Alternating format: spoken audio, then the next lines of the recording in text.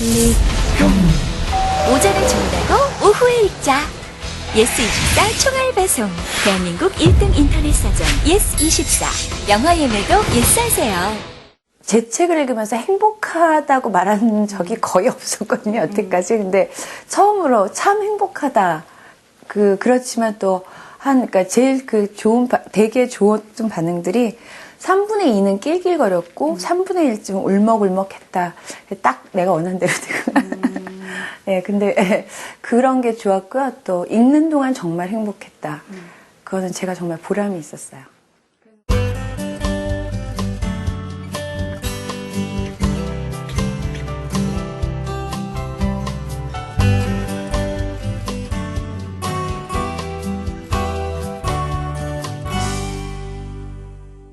요즘 행복학교는 최근에 어때요? 이제 끝나고 나서 또 많이 반응이 있어요? 아니, 저도 사실은 좀 걱정했는데 이 사람들 너무 철이 약간 없어갖고 전부 다 야, 이거 나다 그러면서 막 좋아하는 것 같아요.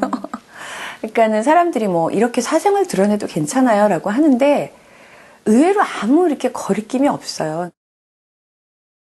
그러니까는 막 진짜 도시에서처럼 어머 쟤가 나 아나? 막 이렇게 하는 거 없이 그래 나 그러고 그냥 또 그러면 어떠고 안 그러면 어떠냐 좀 이런 톤이에요. 그리고 아주 예민한 분들 몇 분들만 좀 뭐라고 하시길래 제가 그건 좀 고쳤어요.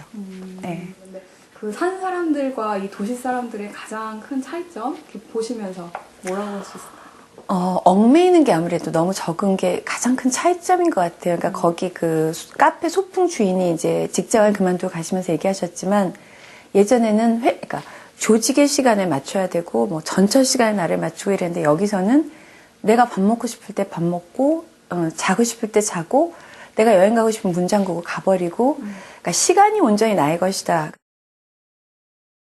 근데 결국 시간에 얽매이지 않는다는 건 사실 거의 모든 것에 안 얽매인다는 거거든요. 거기도 좀 약간 얽매이는 게 있긴 해요. 술 먹는 거 이런 게 좀 얽매이긴 하는데 어쨌든 그런 점이 기본적인 자유이고 참 이상한 게 권력, 뭐 학벌, 돈 한 요 세 가지 정도만 이렇게 느슨하게 다 포기할 수는 없겠지만 느슨하게 포기해도 완전히 다른 삶을 살 수 있다는 게 거기서 너무 놀라운 점이었어요. 진짜로 맨날 늦게 자고 늦게 일어나고 그러는데도 어느 정도 이게 자연에 왜냐하면 어쨌든 이렇게 말하자면 돈이 많지 않기 때문에 자연에 어느 정도 순응을 해야 또 먹거리도 채취하고 뭐 땔감도 나오고 이러니까 아주 안 순응하는 것은 아니지만 어쨌든 그 리듬에 따라서 이렇게 살아가는 것은 확실한 것 같아요. 그리고 그게 그 사람들이 그렇게 술 먹고 운동도 안 하는데도 우리보다 약간 건강하고 다들 또 그렇게 먹는데 날씬해요. 그것도 되게 불가사의한 것 같아.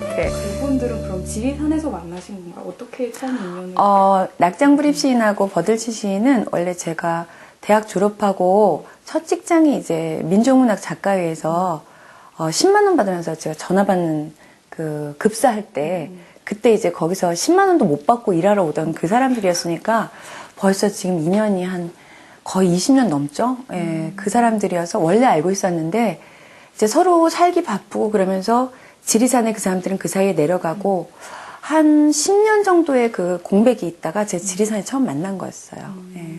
그럼 뭐 우연히 아니 그러니까 알고는 있었죠. 지리산에 살고 있다는 것을 알고는 있었는데 뭐 찾아갈 생각도 못했고 뭐 그랬는데 아무튼 우연히 제가 거기 책 머리에 썼지만 그 매화꽃 피던 그 해 처음 가보고 너무 이렇게 뭐랄까요 신선한 충격 같은 걸 받아서 그 다음부터 제가 진짜 틈만 나면 거길 갔죠. 자발적 가난의 삶, 자유의 삶 보시면서 어땠는지 좀 그 이야기. 이번에 제가 무슨 모 방송에서 이제 거기를 방문하는 걸 하나 찍었는데 제가 변진섭 씨랑 같이 갔어요. 그래서 사실 조금 걱정도 됐어요. 왜냐하면 첫째로 거기가 다 재래식 화장실 이런 거이기 때문에 사실 여자로서 되게 불편하고 그 부분은 또 매일 샤워를 할 수 있는 그런 여건도 사실 아니에요. 그리고 목욕탕을 갔더니 할머니들이 너무 차지하고 일어나질 않으셔서 정말 앉지도 못하고 겨우 한번 샤워하고 올 정도로 힘든데 아무리 방송이지만 내가 저 연예인을 데리고 가서 혹시 힘들지 않을까 약간 걱정이 됐어요. 근데 이제 끝나고 나서 그 연예인한테 이렇게 딱 마이크를 들이댔는데 변진섭 씨가 그러는 거예요. 솔직히 자기 굉장히 부자들 많이 알고 자기도 꽤 잘 산다. 그런데 한 번도 부럽다는 생각은 못 했었다. 근데 여기 와서 이 사람들의 삶을 내가 1박 2일 동안 딱 보고 내가 이 사람들을 엄청 질투한다는 걸 깨달았다라는 그 얘기를 했을 때 내가 나랑 똑같구나. 그러니까 질투라는 게 우리가 그렇게 할 수 없기 때문에 질투하는 거잖아요. 부러워하고. 그래서 너무 부러워요. 저 자신도 그렇게는 못하는데 저는 그래도 가서 늘 얘기하죠. 야, 싼 집 나왔으면 얘기해. 내가 애들 키워놓고 바로 갈게. 이렇게. 예, 저도 갈 생각이 꽤 있어요. 이런 생각도 좀 들었어요. 그러니까 단순히 이 환경이 바뀐 게 것만이 답이 아닌 것 같다. 이를테면은 지금 여기 사는 사람들 그냥 지리산에 갖다 놓는다고 그렇게 살 수 없잖아요. 예.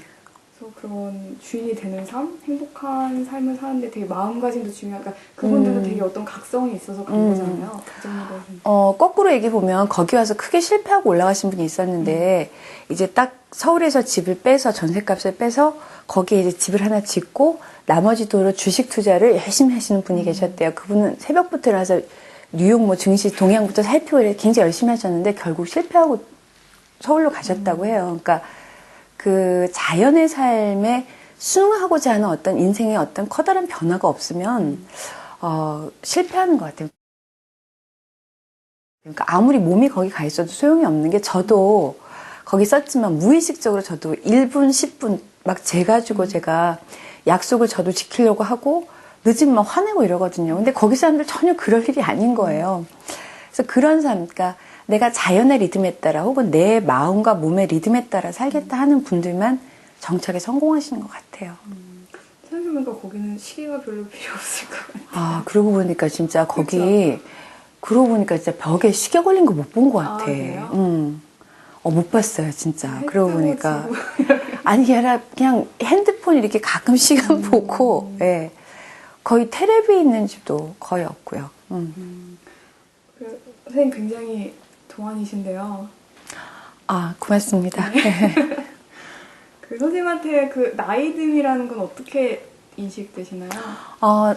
사실은 육체적 나이 들면 저도 참 두려워요. 그러니까 예전과 다르게 이제는 조금만 잠을 못 자도 다음날 완전히 막 죽겠다든가 술도 예전만큼 못 마신다든가 이런 거 두렵고 그런데 마음은 되게 좋은 것 같아요. 일단 가장 큰 변화는 어느 것도 이렇게 영원하지 않다라는 걸 정말 알게 됐어요. 그래서 그거를 저는 굉장히 깊이 깨달았다고 생각했는데 화장실에 가니까 이 또한 지나가리라 이게 다 써 있는 거예요.